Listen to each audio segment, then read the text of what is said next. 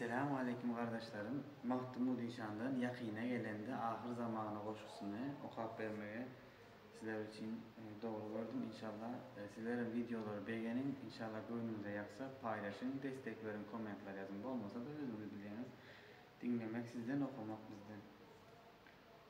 Baytalda sırt kalmaz, sığırda göğüs, çöllerde bulut kalmaz, meydanda tavus, erkekte erk kalmaz, heleyde nefis, yakine gelende, ahir zamana, gaflette geçirer ömrün köpüsü, kımmat bolar acizatlan bakası, oyanın yapılar toğu kapısı, yakine gelende, ahir zamanı.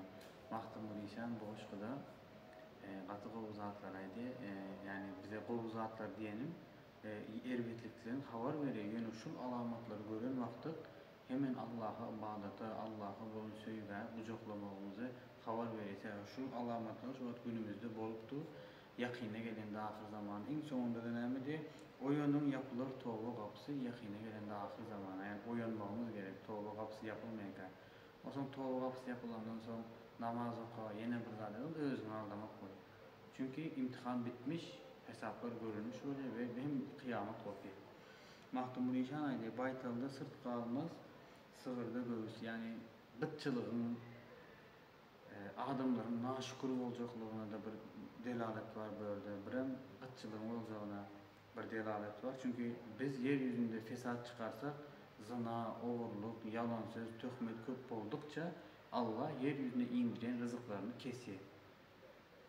Nuh peygamber kavmine siz diye estağfurullah deyip köp aydın, Allah sizin üstünüzden yağmurlar yağdırar ve size yerden bitkiler bitirip çıkart verir. Yani bereket tövbe etmek, estağfurullah'ın tövbanı açar.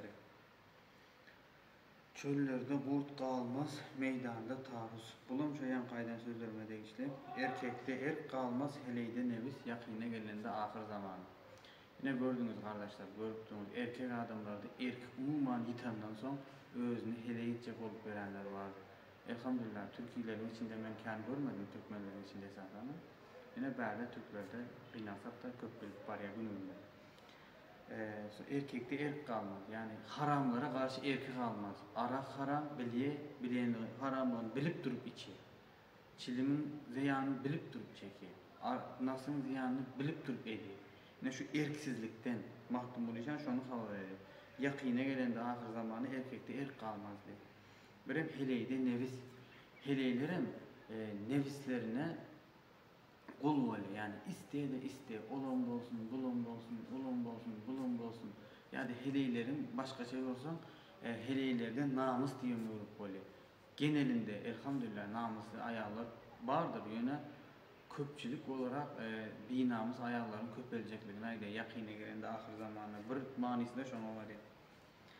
Gaflette geçen ömrün köpüsü, kımmat bolar aciz atlan bahası. Gaflet, gafıl olmak. Misal için Allah'ın emirlerine gafıl olup ömrünün köpüsünü geçiren adamlar diye, ad geçirer diye, kıyamata yakın Mahtumud İnşan. Gaflet yani elinden gelse bilir yönü özü istemeyen öğren adamlar, gafletteki adamlar. Misal için istese, mekin 5 vakit namazını nerede okursun?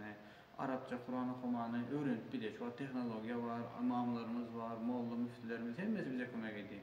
Ve bilem ücret almayanlar, muğut kömek ediyorlar. Yeter ki şular dinine kucaklasın, dindar olsunlar diye. Yani şunu bile elinden gelip duka etmesen sen gaflattaki adam oluyorsun.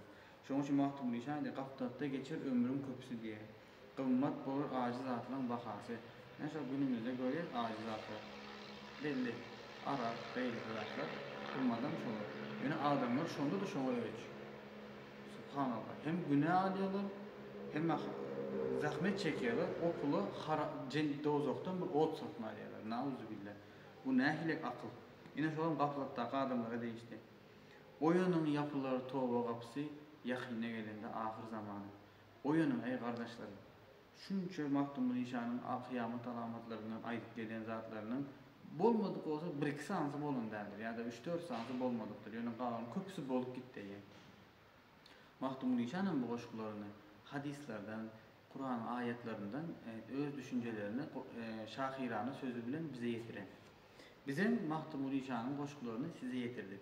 İnşallah ders almak kıyından özümüzü düzelim. Çünkü Mahtum Rişan'aydı. Oyanın yapıları tövbe kapısı yakine gelende ahir zamanı diye.